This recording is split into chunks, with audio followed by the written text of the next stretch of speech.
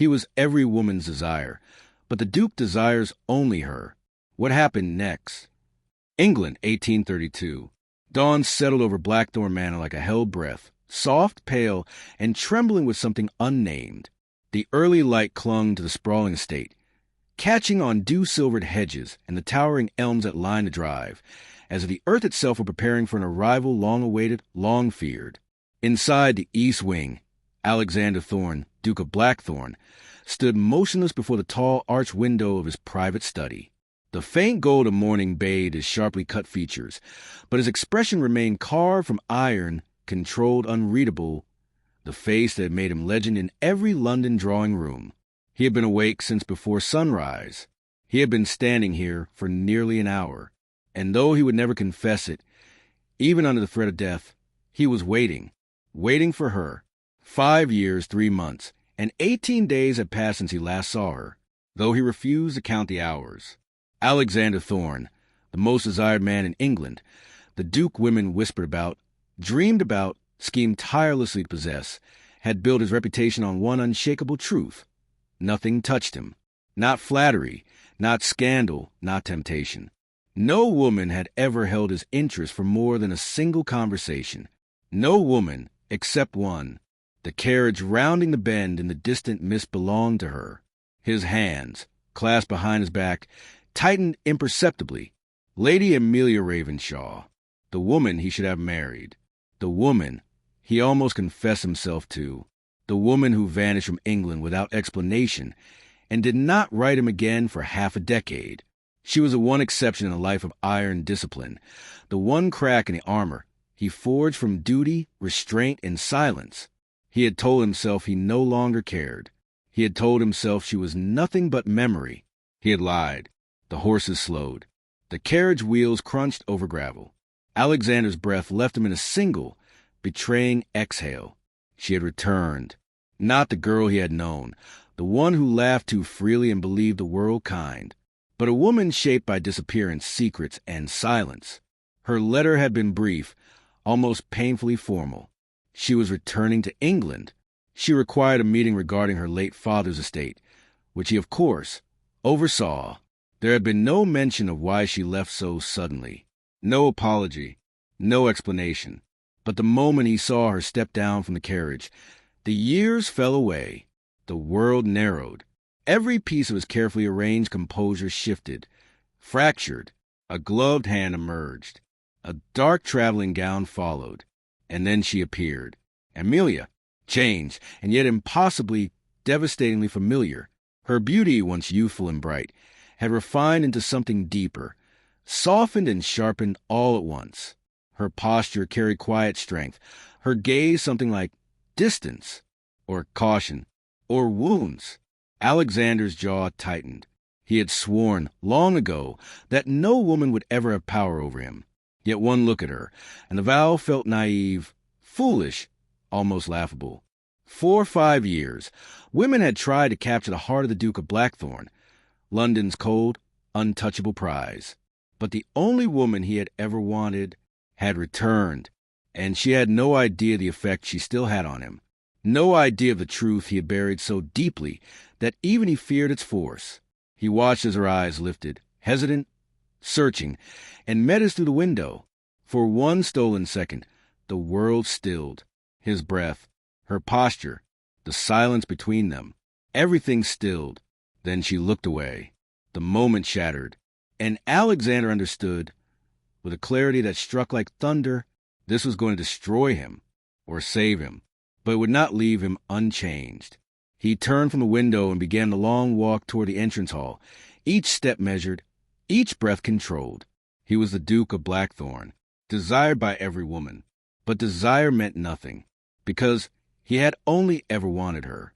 The grand entrance hall of Blackthorn Manor was flooded with late morning light when the double doors swept open. Marble floors gleamed beneath Amelia's boots, and the distant echo of servants moving discreetly through corridors made the air hum with a quiet, expectant tension. Alexander entered from the opposite side, impeccably dressed in a dark navy coat tailored sharply across his broad shoulders, his expression unreadable.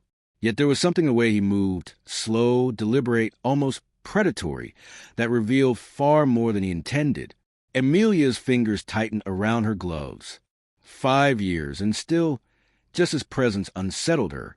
She curtsied, elegant despite the nervous flutter beneath her ribs. "Your Grace."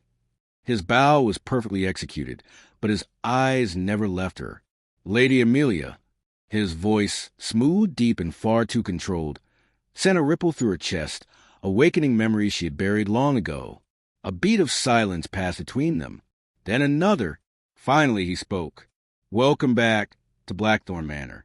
I trust your journey was not too taxing." "It was efficient," she replied, her tone polite but guarded. There was a time before everything shattered, when she would have teased him, laughed lightly, accused him of asking only because he secretly worried. Now, she kept her distance. Now, her smile did not reach her eyes. Alexander noted it. He noted everything. "Efficient," he repeated softly, as though trying to decide whether to be grateful or wounded by her coolness. "Shall we proceed to the drawing room? There are matters we must discuss regarding your father's estate." Of course, the estate, the reason she had returned. At least, the reason she pretended. "Yes, Your Grace," Amelia said. He gestured for her to walk beside him, yet she stepped a fraction behind. Another small distance he felt like a blow. His jaw tensed. As they moved down the vast hallway, sunlight streamed through tall windows, illuminating dust motes that drifted like tiny golden ghosts. Amelia's gaze lingered on the familiar tapestries, the towering portraits of Blackthorn ancestors, the rich carpets she had once walked barefoot across during summer visits. Memories pressed against her ribs, both sweet and agonizing. "What did London make of your return?" Alexander asked, keeping his tone casual. Amelia exhaled slowly. "I did not go into society." "No one knows you are back." "Hardly anyone." His brows lowered slightly. A dangerous glint flashed in his eyes. "Are you hiding from someone, my lady?" She stiffened. "That is none of your concern." A muscle ticked at his cheek. "It becomes my concern when you return after 5 years with no explanation, vanishing as suddenly as you appear." "I wrote you a letter," she reminded him, her voice tight.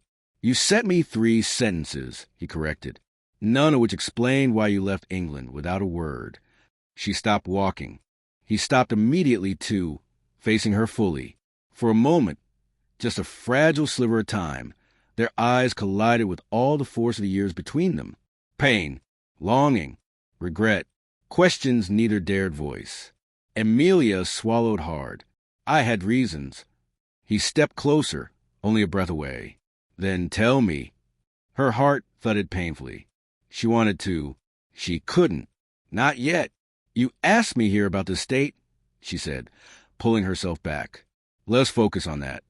His jaw hardened, but he nodded. "Very well." His tone had cooled, but his eyes burned. As they continued walking, Alexander silently vowed he would discover the truth. Whatever she was hiding, whatever had driven her away, it would not remain in shadow for long. Not now that she was back under his roof. Not now that the one woman he could never forget walked beside him again. The drawing room was warm, sunlit, and elegantly quiet. Soft amber light spilled across the embroidered cushions and polished mahogany tables, catching the delicate porcelain tea set arranged near the hearth. A maid poured for them, but the silence between Alexander and Amelia was so taut it felt like a third presence in the room. When the maid finally curtsied and left, the quiet settled with weight. Amelia sat with perfect posture, hands lightly folded around her teacup. Though her fingers trembled faintly, she prayed he wouldn't notice. He noticed everything. Alexander stood for a moment before joining her, as though gathering control over something. Then he sat opposite her, crossed one leg over the other, and watched her with a steady intensity she remembered too well. "You never cared for tea," he said quietly. "You always preferred chocolate." She looked up sharply. She hadn't expected him to remember that. Her voice was soft. 5 years can change a person, Your Grace. Not their deepest preferences. Her breath caught. He took a calm sip of his tea, but his gaze pinned her in place. "So, tell me, Amelia, which has changed?" Your tastes or you. She looked away. Does it matter? Everything about you matters. The teacup in her hand nearly slipped. Alexander seemed to realize what he'd said, and his jaw flexed. He set his own cup down with a quiet click, leaning forward. Lady Amelia, he began, his voice lower now. 5 years ago, you left England without warning, without farewell, without explanation. He paused, and without allowing me a chance to. He cut himself off sharply. Her heart pounded. To what? What had he been about to say? To stop you? To follow you? To tell you I loved you? But Alexander did not finish. He never revealed more than he allowed. Amelia forced her voice steady. I did not intend to trouble you with my departure. Trouble me? His tone tightened. Your absence was felt, Amelia. She swallowed. By whom? He stared at her, eyes blazing with restrained emotion. By me? A breath escaped her lips, soft, unsteady, and painfully telling. Alexander leaned back, as though needing distance from his own admission. And now your father's estate brings you back under my jurisdiction. Yet something tells me this return has little to do with land or legal documents. Her shoulders stiffened. He was too perceptive. He always had been. I came because duty required it, your grace, she said. Nothing more. Is that truly all? His voice held quiet challenge. Yes, she lied. A long silence stretched between them. Thick, heavy, almost trembling. Alexander studied her carefully, searching her face for the truth she refused to give him. Then his gaze fell to the thin silver chain around her neck, half hidden beneath her collar. He leaned forward, brows lowering.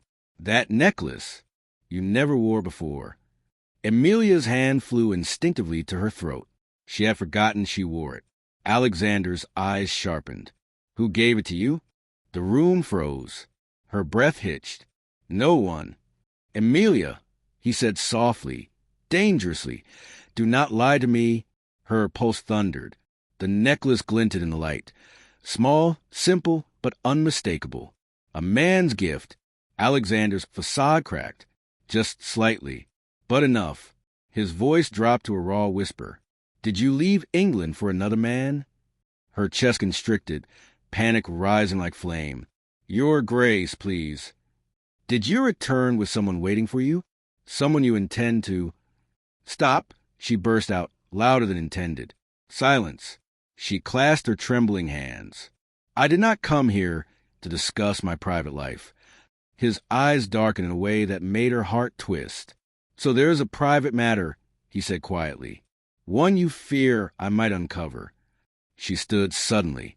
I think we should continue this discussion another time.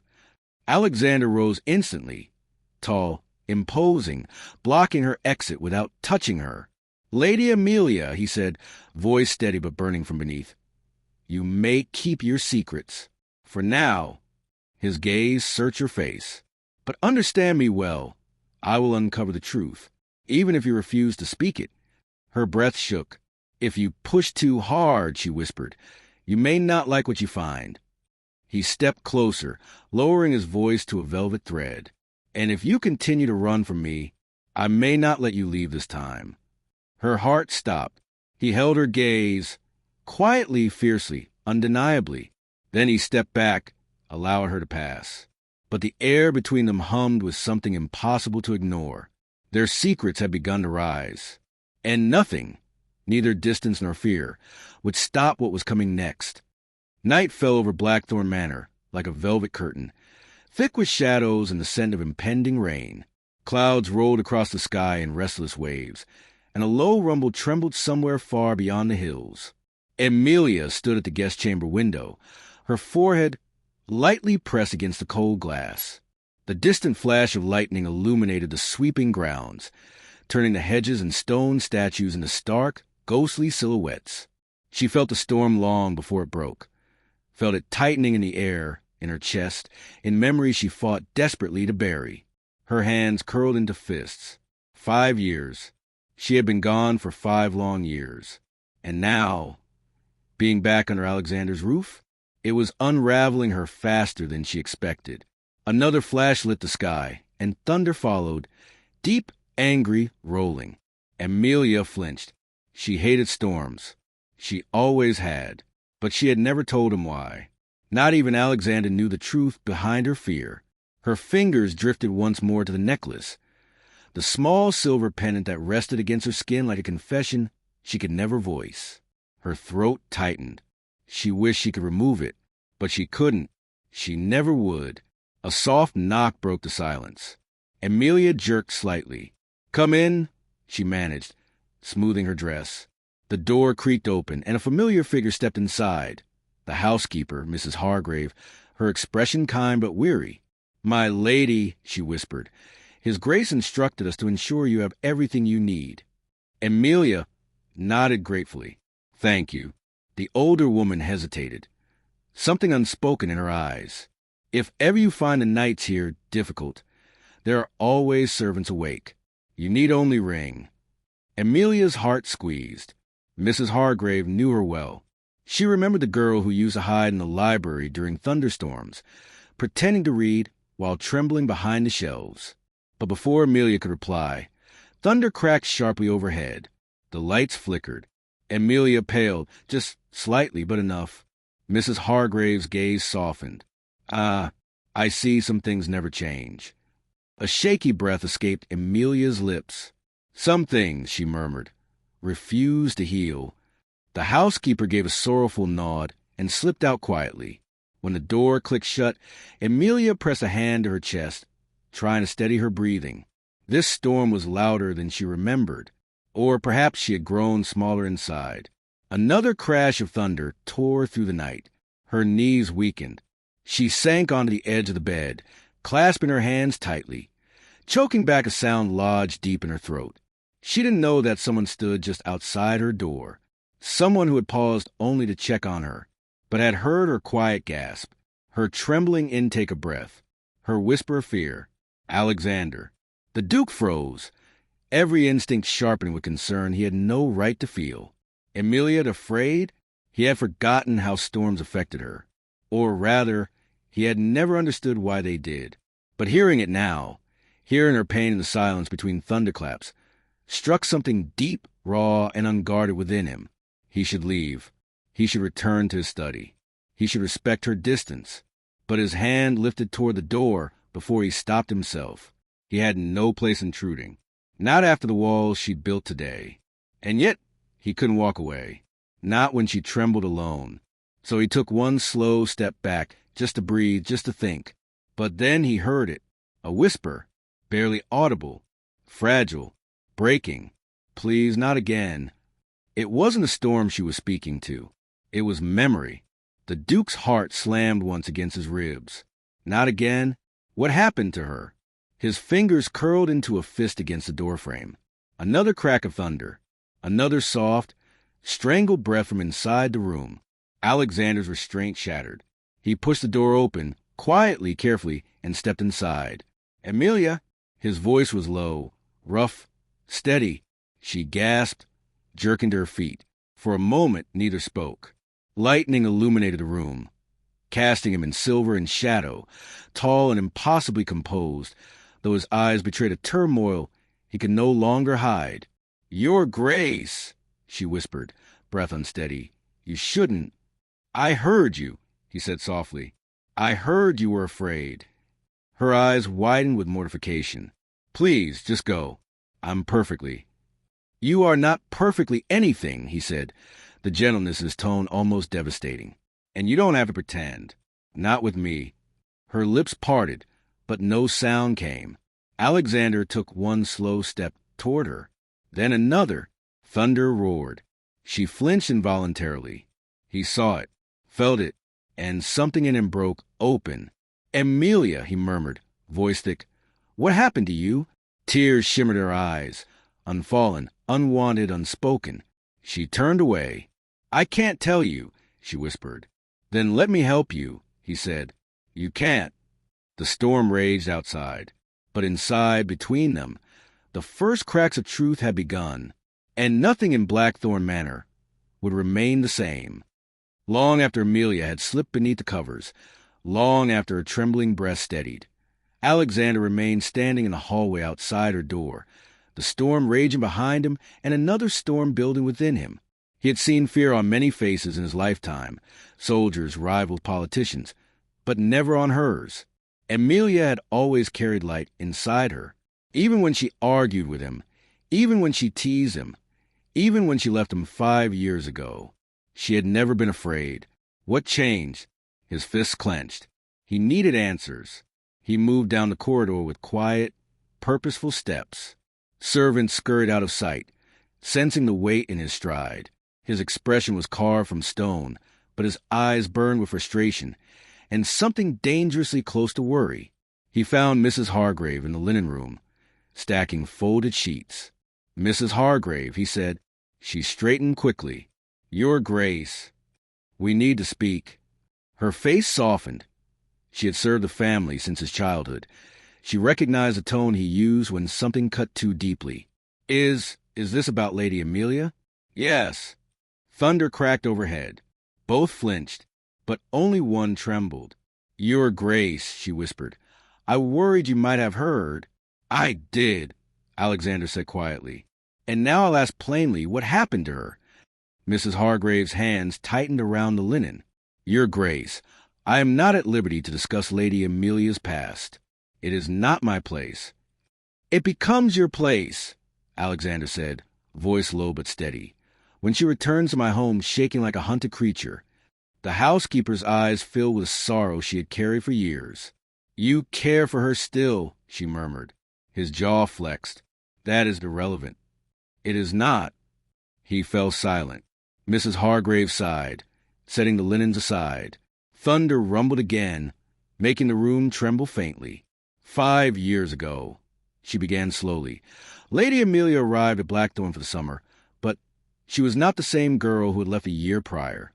Alexander stiffened. "What do you mean?" "She was quieter, more guarded. She startled easily, flinched at loud sounds, and she avoided the east wing entirely, which, as you know, houses the guest chambers." He frowned. "The east wing?" "But she always stayed in the east wing when she visited." Mrs. Hargrave nodded sadly. She refused to go near it. Alexander felt coldness creep down his spine. "Why?" "That," Mrs. Hargrave whispered, "was the year she nearly drowned." His blood froze. "What?" His voice was barely audible. It was never spoken of publicly. Her father insisted it be kept quiet. According to the story she gave, she slipped on wet rocks while walking by the river. "But your Grace," Mrs. Hargrave lowered her voice even further, "I never believe it was an accident." Alexander's heartbeat hammered painfully. "Why?" "Because she returned bruised, frightened, and when storms came that summer," the housekeeper paused, breath trembling, "she would hide in the wardrobe and cover her mouth to keep from screaming." The air left Alexander's lungs. "Amelia? His Amelia? In all my years," Mrs. Hargrave continued softly, "I have only seen that kind of fear in someone who felt trapped, cornered, hunted." Lightning flashed. Thunder followed like a roar from the heavens. Alexander's fists clenched at his sides. Who did this to her? Who touched her? Who hurt her? An emotion far darker than worry unfurled beneath his ribs. It felt like rage, quiet, simmering, dangerous. "Why was I not told?" he asked, his voice frighteningly calm. Mrs. Hargrave met his eyes. "Because, your Grace, she made me swear never to tell you." His breath hitched. "Why?" "Because," the housekeeper whispered, "she said if you knew, you would destroy the man responsible." Silence. Thick, suffocating, heavy with implications. His voice was a low, lethal whisper. Then there was a man. Mrs. Hargrave closed her eyes. "I believe so." Alexander turned away, jaw clenched so hard it ached. The storm outside could not compare to the one rising in him. A man had hurt her. A man had terrified her so deeply that thunder could still steal her breath. And she had carried that alone. For 5 years. He gripped the doorframe until his knuckles whitened. "Your Grace," Mrs. Hargrave said gently, "you must not confront her. Not until she is ready." He swallowed hard. "I will not force her," he said softly. but I will find the truth." The housekeeper nodded. "And what will you do when you find him?" she asked quietly. Alexander turned his head slightly, just enough of the candlelight to catch the cold fire in his gaze. "I will do what she feared I would." Mrs. Hargrave's breath stopped. "And what is that, Your Grace?" His answer came like sharpened steel. "I will end him." The storm finally began to fade, leaving behind the softest of rain brushing against the manor windows. But inside Alexander's mind, the storm had only grown stronger, violent, unresolved, and dangerously focused. He could not sleep. He did not even try. Instead, he paced his study, hands clasped behind his back, breath tight with thoughts he could no longer swallow. Amelia's fear, the drowning incident, the bruises, the man. He had been blind, utterly blind. He sank into the chair beside the fireplace, elbows on his knees, fighting the urge to march back to her room and demand answers. But that would drive her away. Again, and losing her a second time? He was not sure he would survive it. He stared into the fire, jaw tight. What did she endure without him? A soft knock interrupted his thoughts. "Enter," he said. The door opened, and Mrs. Hargrave slipped inside once more, holding something wrapped in a small cloth bundle. Alexander straightened immediately. "What is that?" The housekeeper hesitated. "Something I should have given you long ago. She left it behind the summer. She nearly drowned." His heartbeat quickened. "She left it for me?" "No," Mrs. Hargrave swallowed. "She left it by mistake." He stood abruptly. "Why keep this from me?" "Because it was hidden inside one of her dresses. I did not find it until after she had gone home. And when I read it," her voice trembled, "I feared the consequences." Alexander stepped closer. "Mrs. Hargrave, give it to me." Her hands shook as she extended the bundle. He took it gently, but every muscle in him was wired tight. Inside was an envelope, water-stained, corners crinkled, sealed but worn as if it had been opened many times. His breath caught when he saw the handwriting. Elegant, familiar, Amelia's. His fingers hovered over the flap, but he didn't tear it open. He forced himself to breathe before he destroyed the delicate paper. "Before you read it," Mrs. Hargrave whispered, "you must understand. She wrote that letter the night after she survived the river." "Survived," Alexander repeated through clenched teeth. "Not slipped." Mrs. Hargrave closed her eyes. "Yes, Your Grace." His heart pounded. Every part of him braced. Slowly, he broke the seal. The letter unfolded, and Amelia's handwriting gazed up at him, shaking slightly, as though written by trembling hands. He read, "Alexander, if you ever find this letter, it means I failed to hide it. I should be grateful I survived, but I don't feel alive. Not after tonight. Not after what he did. I can still feel his hands. I can still hear his voice. He said if I ever told anyone, especially you, he would destroy you. And I believed him. You have always been too fearless, too protective, too willing to fight for me. So I ran, not from you, but to keep you alive. I know you would tear down the world for me. And he knew that too. That is why he tried to drown me. Because I said your name. Because I begged him to stop. I am so sorry. But I cannot stay here anymore. I cannot let you risk your life for mine. Please forgive me. Please forget me. Please never look for him. Because if you do, he will end you, just like he tried to end me. And I cannot survive losing you. Amelia!" Alexander's hands shook. The pages trembled. The fire beside him flickered wildly as if reacting to the storm inside him. Mrs. Hargrave stood frozen in the doorway, watching the Duke's entire world fracture and reassemble into something far darker.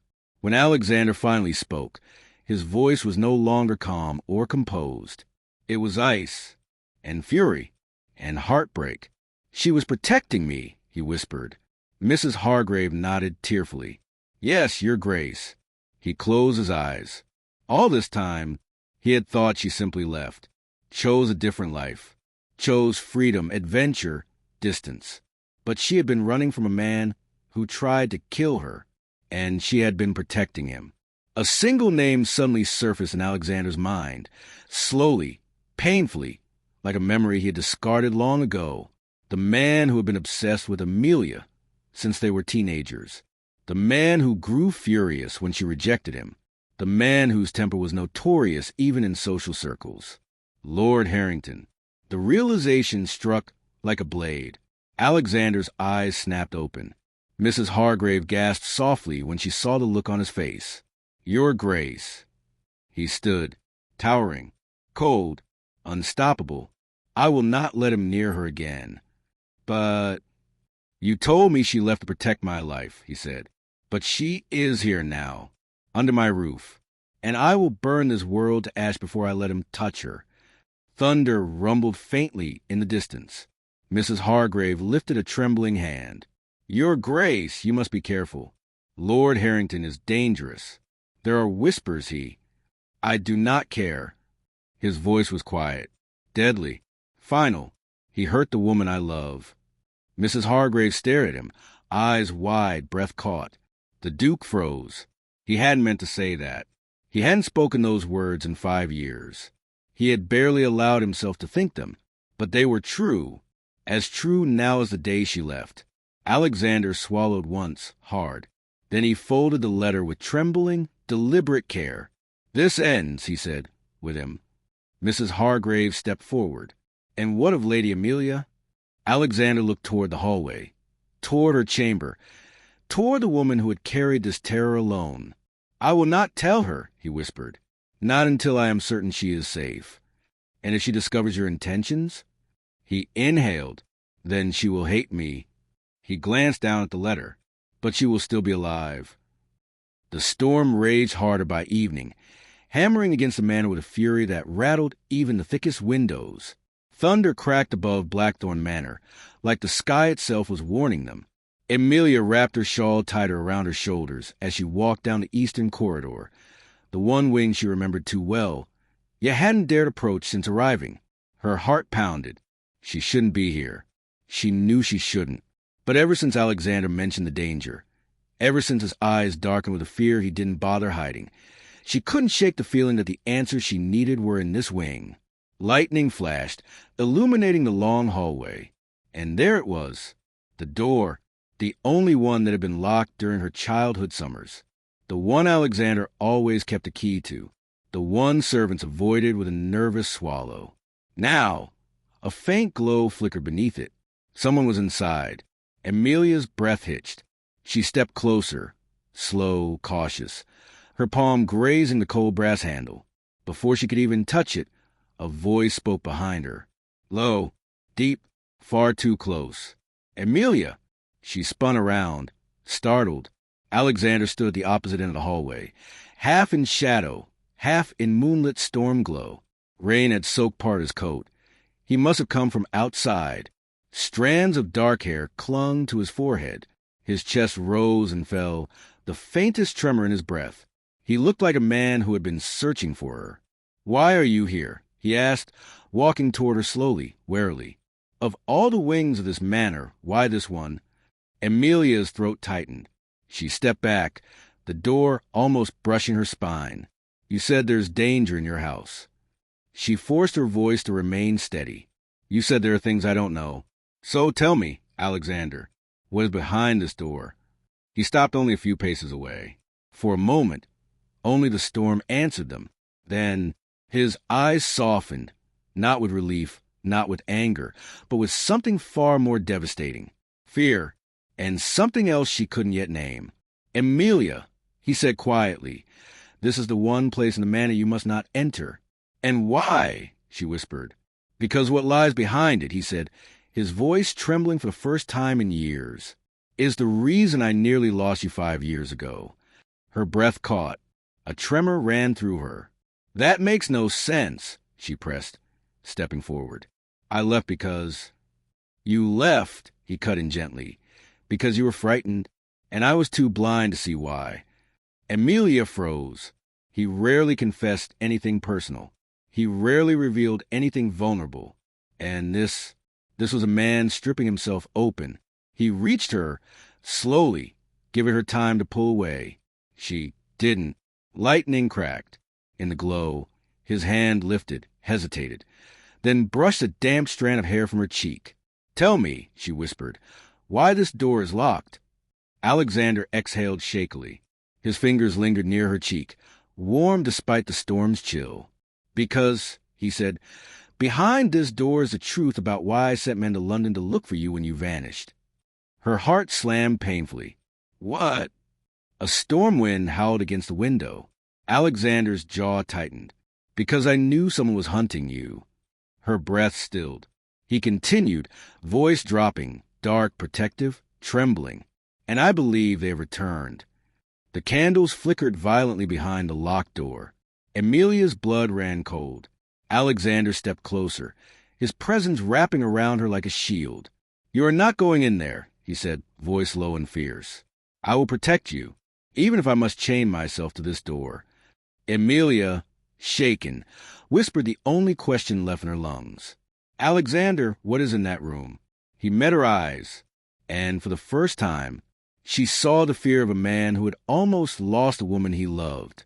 "Your past," he said, "and mine." The storm's fury deepened as if the heavens themselves reacted to Alexander's confession. Amelia felt her pulse thundering in her ears, drowning out the echo of rain slamming the windows. "Someone was hunting me?" Amelia whispered, barely able to swallow the terror rising inside her. Alexander's jaw clenched, his eyes refusing to leave hers, as though afraid she might vanish again if he looked away. "Not was," he said quietly. "Is—" Her breath trembled. The candles behind the locked door flickered again, casting eerie shadows across the narrow hall. Amelia instinctively moved closer to Alexander. Not because she needed his protection, she told herself, but because her knees felt suddenly unsure. "Then open it," she demanded softly. "Open the door and tell me everything." A muscle ticked beneath his cheekbone. "I cannot," he said, stepping between her and the door, voice low, firm, protective in a way that tugged painfully at her chest. "Not yet. You're not ready." Amelia's eyes flashed. "You do not get to decide what I am ready for." His breath caught because she was right, because she had always been right, but his voice remained steady. "I will tell you the truth. Tonight, all of it, but not in here." She frowned. "Why not?" "Because," he said, glancing back at the door with a shadowed look, "once this room is opened, nothing remains the same." A chill ran through her. He turned back to her, his tone softening. "Amelia, I swear to you I will explain everything, but not while you are shaking like this." She stiffened. "I am not shaking." He moved closer. Too close. Alexander lifted a hand, not touching her, but close enough that she felt the warmth trembling between them. "Your body says otherwise." Amelia's breath faltered. He noticed everything. He always had. Before she could reply, thunder cracked so violently the plaster trembled. Instinctively, she reached for him, her fingers brushing his coat. He froze. She snatched her hand away instantly, cheeks flushing. "Apologies, the thunder startled me." For the briefest second, Alexander looked as if he wanted to pull her into his arms, as if 5 years of distance meant nothing. But instead, he turned his head, gathering himself. "Come," he said quietly. "There is something I must show you, something that will make the truth easier to understand." She hesitated, glancing once more at the mysterious door, warm flickering light still leaking from its edges. "Who is inside that room?" she whispered. He exhaled slowly. "No one." "Then why is there light?" His silence stretched painfully. Finally, with a voice low enough to bruise the air, he answered, "Because the light is not coming from inside." Amelia's entire body went cold. "What do you mean?" Alexander stepped closer, his tone gentle but grave. "This manor is old, older than you and I. There are corridors behind walls, hidden chambers, tunnels built centuries ago for protection during the wars. Someone used one of those hidden passages to light that candle, and to escape before I reached the hallway." Her heart dropped. "So someone was here," she breathed, "watching me." He swallowed. "Yes." Amelia's pulse shot through her like a blade. He reached for her hand. She flinched, but he kept his movements slow, patient, giving her time. "Trust me," he murmured. Let me take you away from this door. Let me keep you safe. Her eyes lifted to his. His were dark, storm-worn, and full of the torment of a man trying, desperately, to protect someone he had once failed. For a long, trembling heartbeat, Amelia didn't move. Then she placed her hand in his. Alexander's breath escaped him. Relief, pain, and something deeper tangled beneath it. He guided her away from the door, his grip warm and firm. "Where are you taking me?" she whispered. "To my study," he said, "where the truth begins." Amelia cast one last look at the door hiding her past, his past, and the stranger stalking her. Then she followed Alexander into the shadows of the corridor, unaware that behind the locked door, a second candle had just been lit, and someone whispered her name. Alexander's study was exactly as Amelia remembered: dark mahogany shelves, deep wine-colored drapes, a fire burning low on a hearth, casting golden light across the room. The storm roared outside, but here everything felt still, almost suspended. Alexander closed the door behind him and turned the key, not to trap her, but to keep something else out. Amelia's heart thudded painfully. He walked past her, removed his coat, and draped it over a chair. The storm had soaked his shoulders and hair, and droplets still clung to his jaw, sliding down to his collar. She swallowed, looking anywhere but at him. "Sit," he said gently. She shook her head. "I would rather stand." He studied her for a long moment, then nodded and remained standing too, though the firelight revealed the exhaustion etched across his face and something far more fragile. "Amelia," he began slowly, "the night you left England, I was meant to meet you." Her breath caught. He rarely spoke of that night. He had never spoken of it. She pressed her back against the desk for balance. "You never came," she whispered. His eyes burned. "I did." The room stilled. Amelia's voice cracked. "No, Alexander, I waited hours. I waited until dawn." "I was there," he insisted, voice low, tormented. "But you were gone." Her lips parted in disbelief. How could you say that?" "I stood at the edge of the Ravenswood Bridge the entire night. Alone." A shadow crossed his expression. "I know." "Then how could you say you were there? You never spoke to me." He stepped closer, slowly, like a man approaching a wound he feared reopening. "Because I never reached you." She froze. "What do you mean?" He dragged a hand through his damp hair, pacing once before facing her again. "Someone intercepted me." Her breath stopped cold. "Who?" Alexander hesitated. Then, with a voice tight and trembling, "Your uncle." Amelia's stomach plunged. "My uncle," she whispered. "What would he want with you?" Alexander's gaze hardened. "Control, leverage, money. Things I didn't understand then, but I understand now." She pressed a hand to her chest, her pulse frantic. "He confronted me on the road," Alexander continued. "Said you had fled England by choice. That you wanted nothing more to do with me. That you were ashamed to face me." Amelia's heart cracked. "That's not true. I never." "I know." He cut in, voice breaking. The firelight flickered across his face, revealing the torment he'd carried for years. "I believed him," Alexander confessed. "I believe him because I thought I had already lost you. You were distant those last weeks. Quiet, slipping through my fingers." He swallowed hard, and I was too much of a coward to ask why. Her breath trembled. "I was not slipping away. I was terrified." He stepped closer. "Of what?" She looked down. "Of my uncle, of the debts he owed, of the threats he whispered about my father and about you." Alexander's expression darkened. Pure, controlled fury not at her, but at the man who had fractured their lives. "Amelia," he said softly, "you should have told me." She lifted her eyes, shimmering with unshed tears. "You were preparing to leave for war. I didn't want to burden you." He inhaled sharply, visibly wounded. "You were never a burden." Silence fell, heavy, charged, intimate. Rain hammered the windows. Thunder growled. The fire crackled. Alexander took one more step toward her, now only inches away. His voice dropped to the softest, deepest whisper. "I went to find you," he said. "Every day for months. Every road, every harbor, every rumor. I searched until my horse collapsed beneath me. Emilia's breath hitched. His jaw tightened with raw emotion. When I realized you were just gone, I broke. Her knees weakened. She gripped the edge of the desk, shaken. Alexander, he looked at her, really looked at her, with years of pain and love tangled in his gaze. When you vanished, she whispered, I lost the one thing in this world that ever mattered to me.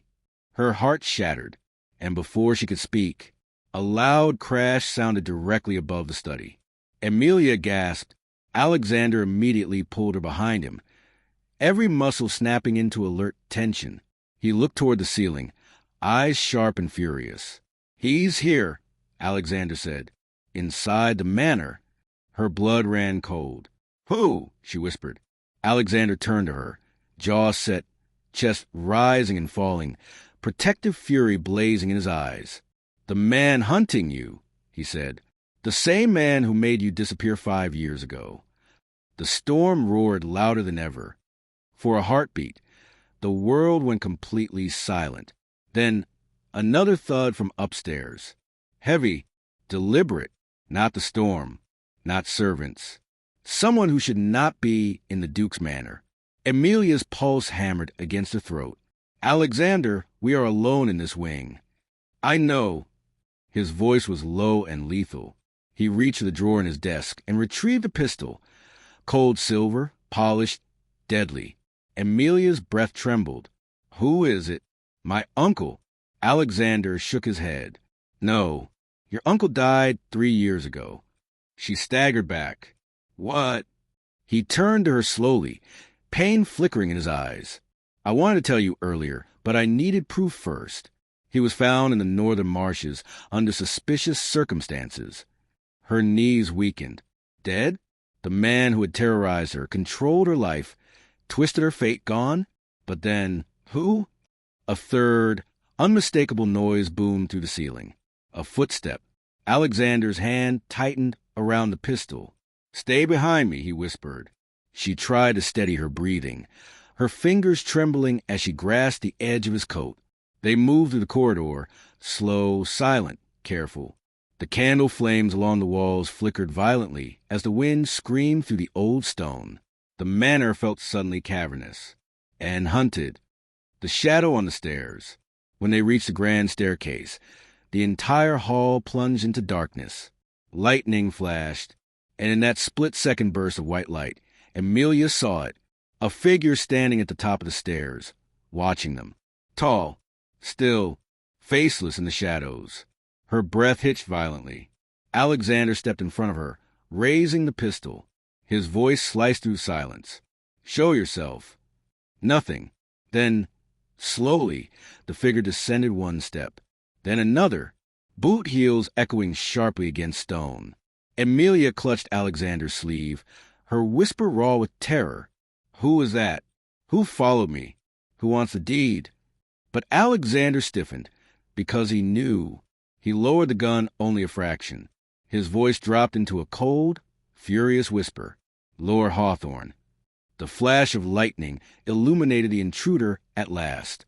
Lord Sebastian Hawthorne, Alexander's former comrade, and the man Emilia had seen weeks ago at the market. The one who watched her too long, with too much intent. Her stomach dropped. No, Emilia whispered. It can't be. He was your friend. He was at the ball earlier tonight. Yes. Alexander's jaw flexed. He was. Lord Hawthorne reached the final stair and smiled, a slow, calculated smile that froze Emilia's blood. Good evening, Emilia, he murmured, as radiant as ever. She recoiled behind Alexander, heart racing. Don't speak to her, Alexander growled, raising the gun again. Hawthorne lifted both hands in mock surrender. My dear Duke, must we escalate so quickly?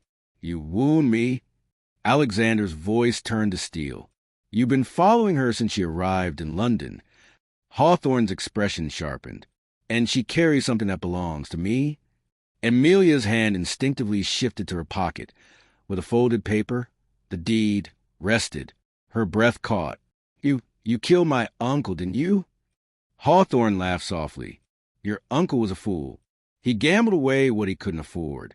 He offered me the land deed, but died before he handed it over.